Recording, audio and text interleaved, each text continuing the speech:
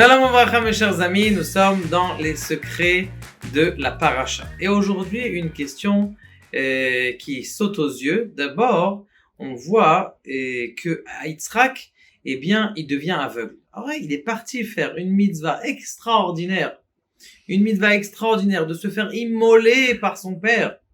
Comment est-ce que tu peux dire que, parce qu'il a vu le pleur des malachim, alors ses yeux, ils se sont brûlés et du coup, il est devenu aveugle? C'est vrai, je reconnais qu'il y a d'autres réponses. Pourquoi est-ce qu'il est devenu aveugle? Je les mentionnerai plus tard. Mais, pourquoi est-ce que Béhémet, eh bien, il est devenu aveugle pour une mitzvah? On sait très bien que celui qui fait une mitzvah ne voit en aucun cas de problème. La deuxième chose qu'on peut causer, c'est quoi ce inyan de la Hakeda? Pourquoi est-ce qu'il fallait qu'Abraham il soit là, il accroche son fils? Il y a quelque chose qui a l'air d'une énigme profonde ici, qui est en train de nous dire il fallait quelqu'un accrocher, pourquoi faire? Et autre chose, vous allez voir après le rapport, mais on sait très bien qu'un homme ne meurt pas si il n'a pas de faute. On est d'accord? En Adam met belochet. Il n'y a pas d'homme qui meurt sans faute, comme c'est connu cette histoire-là dans la Gemara où Rabbi Hanina ben Dosa, il est venu et il y avait un grand serpent devant le Beth Midrash, devant la synagogue, et personne ne laissait entrer les gens. Et ce qui s'est passé, c'est que il est venu, ce serpent, il ne laissait pas entrer les gens, le serpent, il est venu, il a piqué, et qui est-ce qui est mort? C'est le serpent. De là, il a dit, ce n'est pas le serpent qui tue, mais c'est la faute. Et comme j'ai pas de faute, donc a priori, Hevel, il a été tué par Caïn, son frère. Mais comment il a pu le tuer si lui-même n'avait pas de faute? On n'a pas entendu que Hevel, il a fait une faute. La quatrième question, qui est déjà le début d'une réponse, c'est comment ça se fait que il a attendu 37 ans à Kadosh Baruch Hu pour demander à Abraham d'aller immoler son fils.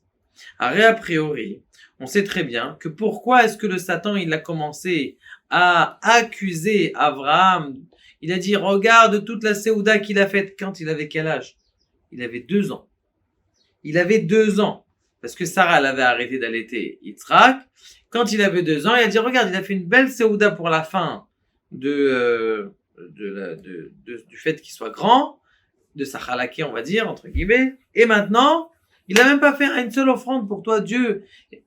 Alors, a priori, la question qui se pose ici, c'est 37 ans plus tard, Dieu dit, de cette accusation, on attend 37 ans plus tard pour dire, va prendre ton fils et va l'immoler, pour l'accusation du 7 ans qu'il y avait il y a 37 ans plus tôt. Fais-le 3 ans plus tard, 2 ans, 1 an, 2 mois. Pour répondre à toutes ces questions, il faut savoir qu'il y a quelque chose de très intéressant dans le Likutei Torah, donc des écrits du Harizal. Sache, ki Adam vehevel chatu bereya shehetzitsu. Il faut que tu saches, mon ami, qu'il y avait, oui, une faute à Havel. C'était quoi la faute de Havel? C'est le faute d'avoir vu Akadosh Baruch Hu. Ils étaient dans le Gan Eden. Il y avait une vision extraordinaire de la lumière de Dieu. Et bien sûr, le fait d'être matzit, c'est-à-dire de regarder cette présence, c'est comme si tu dénigrais un peu. C'est ce qui arrive aujourd'hui, d'ailleurs, c'est une des premières halakha dans le Shulchan Aruch, qu'un homme il ne doit pas se laisser démoraliser par les gens qui le dénigrent parce qu'il est en train de faire la Torah. Ou quelque chose que tu méprises, cette chose que tu méprises là, eh bien, elle est en train de te rabaisser. Le fait que tu regardes cette chose-là, eh bien, tu la rabaisses. Donc, la même chose, lorsque Adam et Havel, eh bien, ils ont regardé la présence divine, c'est, entre guillemets, ça y est, on est des copains. On a méprisé un peu, on l'a rabaissé. Ce fait de l'avoir méprisé, ça leur a fait faire qu'ils sont obligés de revenir dans le Gilgul de qui? Et Adam et Yitzhak, dans le Gilgul de Avraham et de Yitzhak. Veikar Yitzhak le taken Hevel. Et Yitzhak, il est venu être metaken Hevel. C'est quoi Hevel? Parce que, comme on dit, il y a un pasouk, et Rachetevot Beno Hano Ladlo, son fils qui lui est né, donc Yitzhak, qui lui est né maintenant, c'est quand? C'est lorsqu'il a fait donc cette Seouda. Rachetevot, les accrochis, c'est Havel.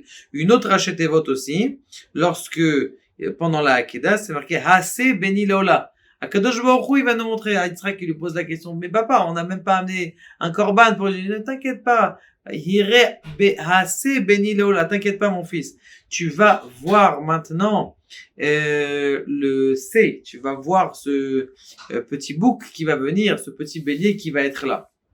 Donc de là, et là les Rachetevot, c'est encore une fois Hevel. Et la Gematria de Hevel, c'est combien? 37. C'est pour ça qu'Yitzhak a 37 ans. Eh bien, c'est là que Abraham il a immolé. Maintenant, pourquoi est-ce qu'il a immolé? Parce qu'on sait que Abraham, c'est la force du Chesed. Maintenant, un chesed un peu trop général. Yitzhak, c'est la rigueur. On a besoin de rigueur dans le monde, mais pas beaucoup. Et d'ailleurs, c'est ce qui se passe. Pourquoi, et j'aurais dû commencer ça, pourquoi est-ce que lorsque le Mashiach va venir, eh bien, il doit avoir une guerre? Pourquoi il faut qu'il y ait des gens qui meurent? Eh bien, tout simplement, la guerre et les gens qui meurent, c'est en vérité, on est en train de prendre tout le mal et de l'écraser par quoi? Par la bonté. On doit enlever du mal dans le monde. Le mal doit partir de ce monde-là. C'est pour ça que le mal qui a été fait, il faut l'enlever. C'est pour ça que lorsque le Mashiach va venir, il va avoir des guerres obligatoirement.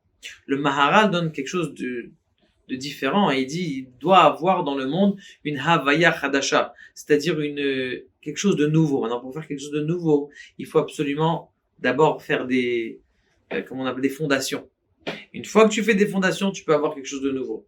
Maintenant, on avait posé la question comment ça se fait que Yitzhak il est devenu aveugle. La réponse, pourquoi est-ce qu'il est devenu aveugle alors qu'il a fait une grande mitzvah d'Timolé Alors, j'avais pas fini ça. Parce que, eh bien, tout simplement, il a vu la Shrina alors qu'il était Havel.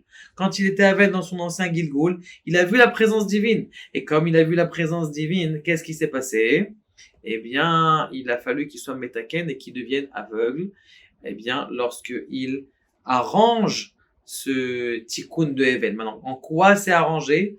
Parce que justement, on va prendre le chesed qui est Avraham Avinu, eh bien, il va attraper toute la rigueur et faire en sorte que le monde il soit plein de chesed, en espérant que Be'ezrat Hashem, la névoie de Yecheskel elle arrive, Lo ilmedu de Yecheskel arrive, Lo ilmedu od milchama, les gens n'apprendront pas encore les guerres, les gens n'apprendront pas encore à, comment on appelle ça, à apprendre à se battre, et que Be'ezrat Hashem, eh bien, il puisse avoir le Mashiach et la paix dans le monde très très prochainement. Baruch Adonai, l'olam et